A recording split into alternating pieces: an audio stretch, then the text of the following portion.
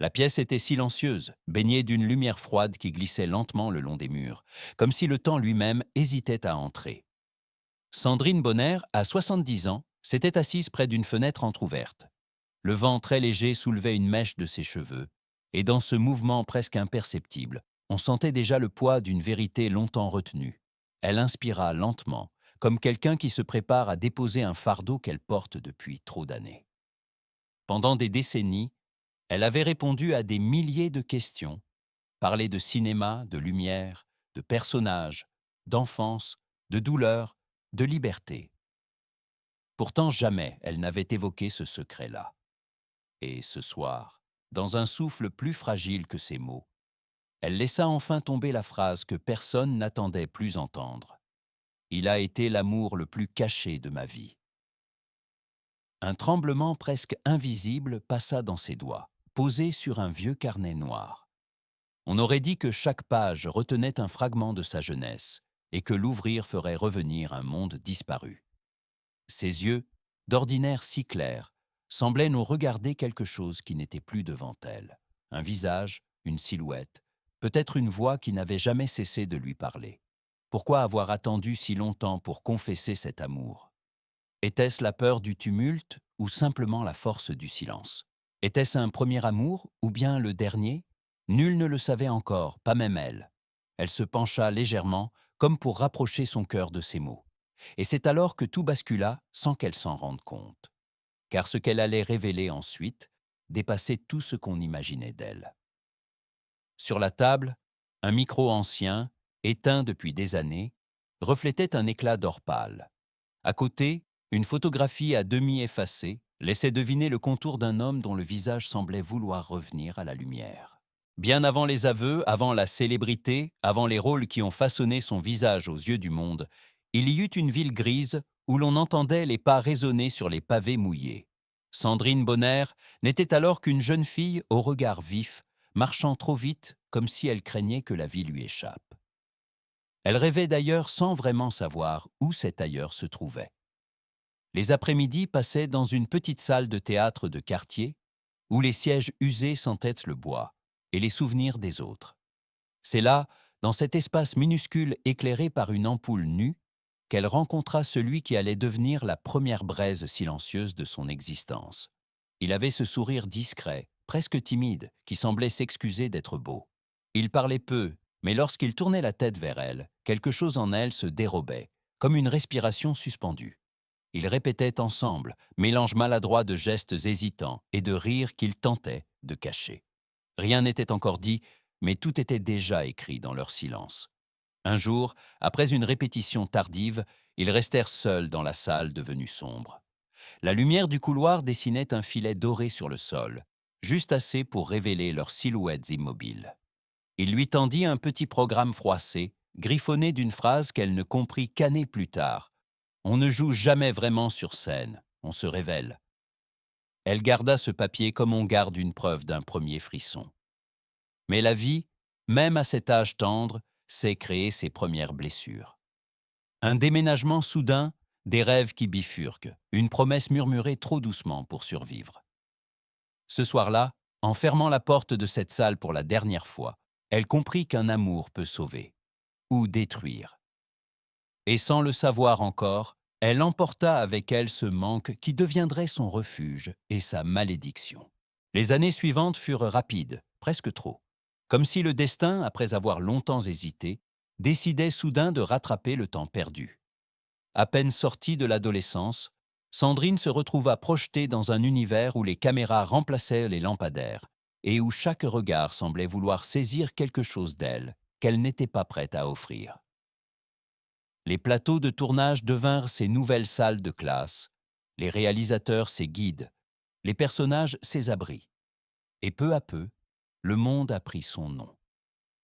La gloire arriva comme un éclair silencieux.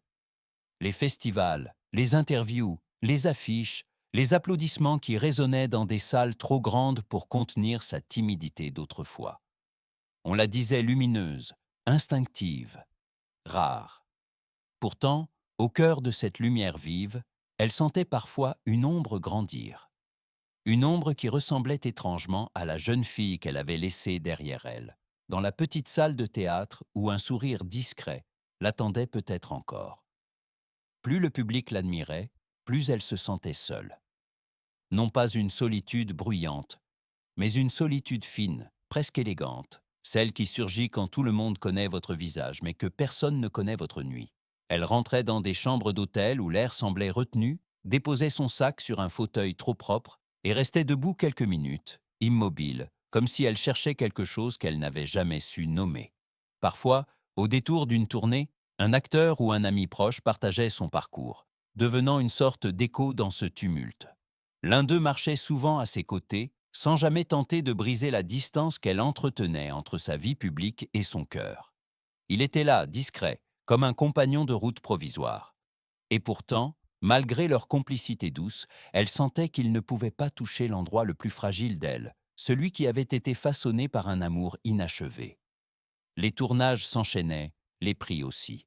Le monde l'applaudissait, mais aucun de ces applaudissements ne parvenait à remplir ce creux silencieux qui s'élargissait doucement en elle.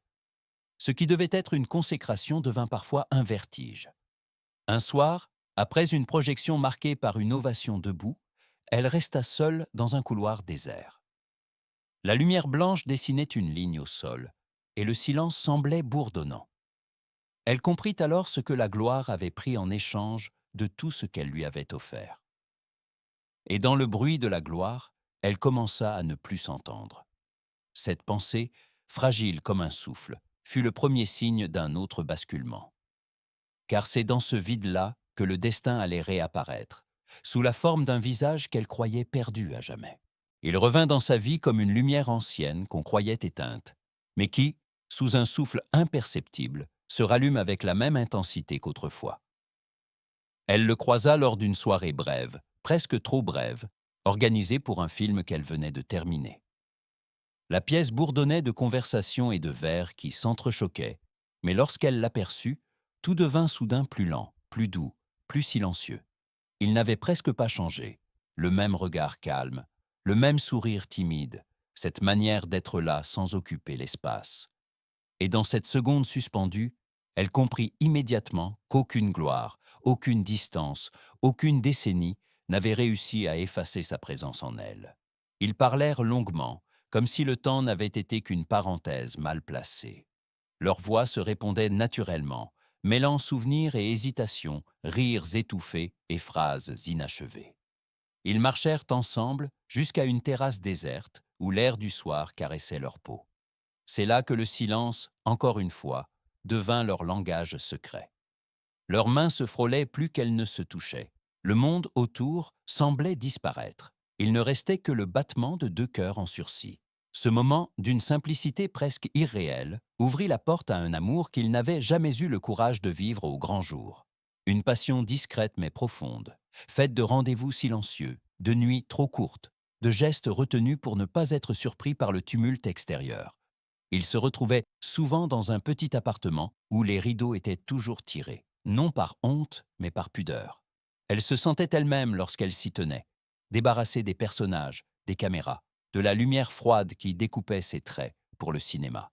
Il était son encre, son souffle, la part d'elle qui n'appartenait à personne d'autre. Et pourtant, un fil invisible semblait les séparer, aussi ténu qu'une respiration, mais assez solide pour les empêcher de s'unir vraiment. Ils savaient tous deux que leur histoire ne pouvait pas éclater au grand jour. Des engagements, des vies parallèles, des blessures non refermées formaient un mur qu'ils n'osaient pas franchir. Elle riait. Il l'observait.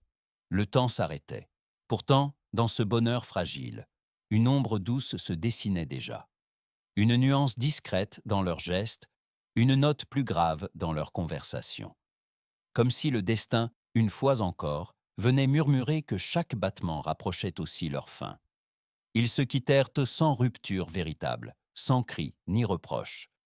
Simplement un soir où ils se regardèrent un peu plus longtemps que d'habitude, comprenant sans le dire que leur histoire n'aurait pas de conclusion. Seulement une pause qui durerait toute une vie, et ce silence qu'ils avaient tant protégé devint la seule trace de leur amour. Les années passèrent, apportant avec elles la sagesse que l'on n'attend jamais et les silences que l'on finit par apprivoiser. Sandrine continua de jouer, de voyager, d'incarner des vies qui n'étaient pas la sienne. Mais derrière chaque rôle, il y avait cette ombre douce, presque une lumière cachée, qui la suivait sans bruit. Parfois, au détour d'un tournage ou d'une interview tardive, un souvenir revenait frapper doucement à sa mémoire. Une terrasse déserte, des mains qui se frôlent, une phrase interrompue, et ce manque qui ne s'était jamais dissous. Elle ne parlait jamais de lui. Pas par honte, ni par prudence, mais parce qu'elle savait que certaines vérités ne peuvent vivre que dans le silence. Pourtant, les années implacables finissent bientôt par exiger leur tribut. Un soir d'hiver, lors d'un entretien intimiste, la journaliste lui demanda ce qu'elle avait regretté le plus dans sa vie. Une question simple, presque banale, mais qui tomba en elle comme une pierre dans un lac immobile. Elle hésita longtemps. Ses doigts caressaient le bord d'une tasse encore chaude, comme pour y chercher du courage. Puis, d'une voix basse, elle laissa tomber une phrase qu'elle ne s'était jamais autorisée auparavant. « J'ai aimé un homme plus que tous les autres, et je ne l'ai jamais dit. » Le silence qui suivit fut lourd, presque solennel. Elle regardait droit devant elle, vers un point que personne d'autre ne voyait. Il y avait dans ses yeux une mélancolie si profonde qu'on comprenait immédiatement que cette histoire n'avait pas été une simple parenthèse, mais une ligne entière de sa vie. Elle raconta sans nommer. Les rendez-vous pris dans l'ombre, les mots murmurés pour ne pas déranger le monde. La certitude, dès leur première rencontre retrouvée, que cet homme-là devait rester caché. Et surtout cette sensation étrange, presque douloureuse, d'avoir vécu un amour trop vrai pour appartenir à la lumière. À un moment, sa voix se brisa légèrement, non sous la tristesse, mais sous la vérité retrouvée. « Oui, il a été l'amour de ma vie, » dit-elle enfin, avec une lenteur qui semblait contenir toute une existence. Elle plongea ensuite la main dans son sac et en sortit un objet minuscule, un morceau du programme froissé qu'il lui avait offert lorsqu'ils étaient jeunes, jauni par le temps. Elle le posa sur la table, entre elle et le monde, comme une preuve discrète, fragile, irréfutable. « Je ne l'ai jamais oublié, et je crois qu'il le savait, » murmura-t-elle. Cette nuit-là, ce n'est pas une actrice qui parla, mais une femme qui, après une vie entière de pudeur, accepta enfin de reconnaître ce que son cœur lui murmurait depuis toujours. Les années ont continué leur cours, effaçant les contours les plus nets, adoucissant certaines douleurs, éclairant des zones que la jeunesse avait laissées dans l'ombre. À 70 ans, Sandrine marche désormais plus lentement, comme quelqu'un qui a appris que chaque pas porte une mémoire et qu'il n'est plus nécessaire de courir pour être à l'heure avec soi-même. L'amour qu'elle a confessé ne l'a jamais quitté. Il s'est simplement transformé, devenant une présence calme, presque une brise qui traverse son esprit aux heures silencieuses du soir. Elle ne regrette plus, non parce que la vie lui a offert une conclusion, mais parce qu'elle a compris que certaines histoires n'ont pas vocation à se clore. Elle demeure, suspendue dans ce lieu secret où le temps n'a pas d'emprise, là où se rencontrent l'espoir et la résignation. Parfois, lorsqu'elle ouvre la fenêtre de sa maison de campagne, la lumière dorée du crépuscule lui rappelle le sourire qu'elle n'a jamais oublié. Et cette pensée la réchauffe plus qu'elle ne la blesse. Un soir, en rangeant quelques affaires, elle retrouva le petit fragment de programme qu'elle gardait depuis tant d'années. Elle le prit entre deux doigts, sentit le grain du papier et laissa un souffle long lui échapper. Ce papier, fragile comme une aile, portait encore l'écho d'un rêve qui aurait pu changer la trajectoire de sa vie, mais qui l'a finalement guidée vers une vérité plus profonde. Et si aimer, c'était simplement se souvenir sans rancune? Et si le silence, parfois, était la plus belle des confessions? Le soleil se couchait lentement, teintant la pièce d'un or pâle. Un léger vent fit bouger les rideaux, dessinant une ombre douce sur le mur. Dans ce mouvement discret, elle sentit que son histoire, même inachevée, continuait de vivre quelque part. Et quelque part, dans le silence, leur histoire continue encore.